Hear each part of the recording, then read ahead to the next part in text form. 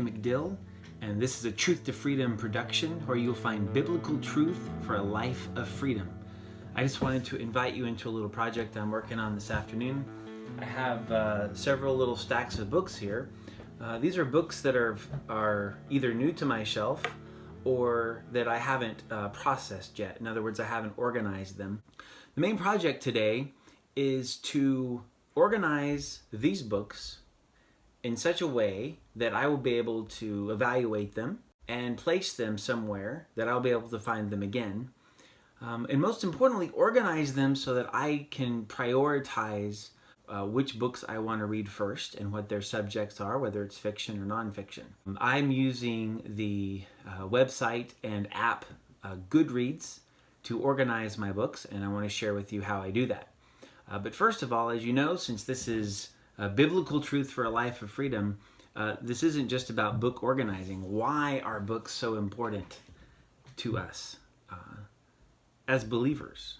How do they fit in to the Christian life and into intentionally following Jesus? And I just want to mention a few verses that help us understand. First of all is Philippians 3:17. And Paul says to the Philippians, "Join with others in following my example, brothers, and take note of those who live according to the pattern that we gave you." One of the most awesome gifts that we have are books in order to accomplish this. Now, there are a lot of wonderful people that we know in real life, but it is an amazing resource for us to join with others who are following Christ and to take note of them by reading books, books that are autobiographies of amazing people who have followed Christ, or reading books about how to follow Christ. And so this is an incredible resource and a part of being the broader, the global church. Even though we can't know people personally, it also expands our resources, not just to the current church, but throughout history.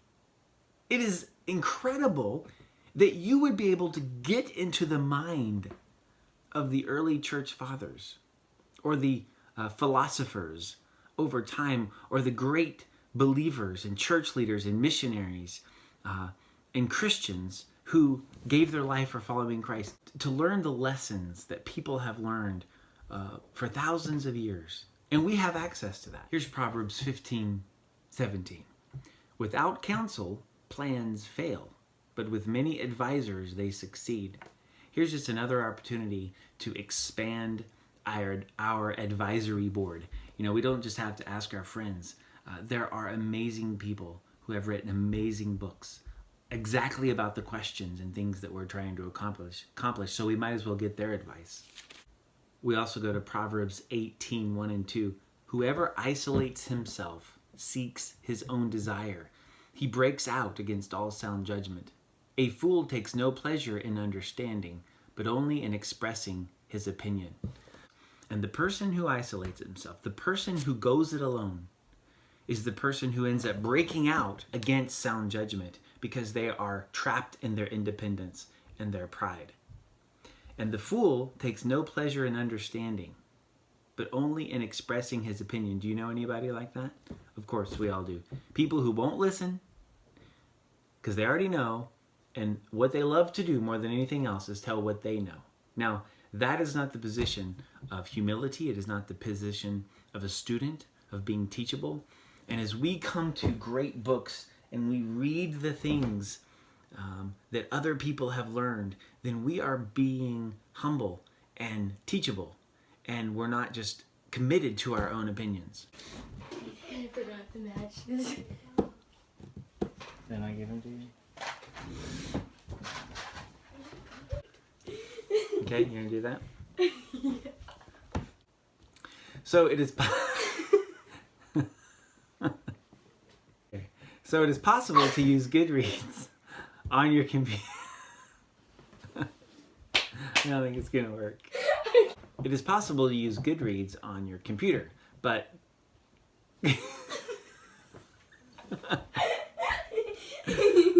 you can use Goodreads on the internet, on any browser, but one of the most awesome ways to use Goodreads is on your phone. They have a great app. I borrowed my daughter's phone to show you this. And you download Goodreads from any app store. But what is so awesome about this is you can select what it says scan books. Now, watch this. So I get a book, any book I want. Here's one I got recently called The Tech-Wise Family. And I want to register it. I want to put it in my books and organize it. So I'm going to scan.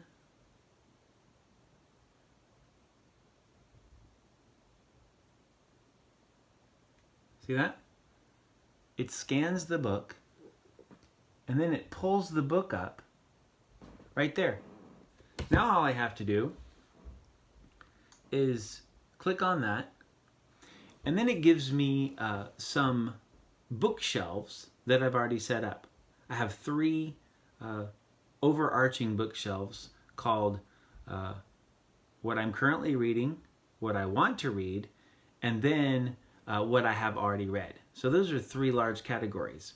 But underneath those, I have a bunch of shelves that work like a tag system. In other words, I can put one book on several different shelves. And so these are kind of like tags, a way of organizing my books. So I have Bible study, business, Christian life, family, fiction, health, history, nonfiction, things I own, and productivity and theology. The list can be endless. I haven't even put all of the kinds of topics that I might want to put in there. You can see now that it's going to be a piece of cake for me to go through this little stack of books, just scanning each one and typing in what section I want it to be in, and then it can be organized. Now think about this. I have a pretty large library. I have books I don't even know I have. How many times have I gone to a bookstore and found some awesome classic for $2, and so I buy it and I rush home and find out I already had 3 copies of that. Wouldn't it be great if I'm browsing around and I want to know what books I already have? Well, I pull up my Goodreads app and I find out exactly what I already have. What if you're a homeschool mom and you have books upon books? Or what if you have years of curriculum? Well, what books do you already have or don't have? Well, you don't have to go find those books somewhere. You don't have to go rummaging around yourselves. All you have to do is pull up your app and find out what books you already have. Okay, so let's get busy.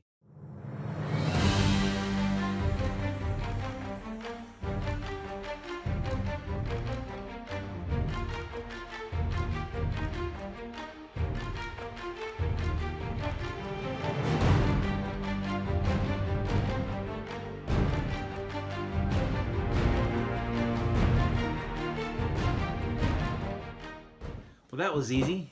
Thanks for joining me on this project this afternoon. Please visit truthtofreedom.org.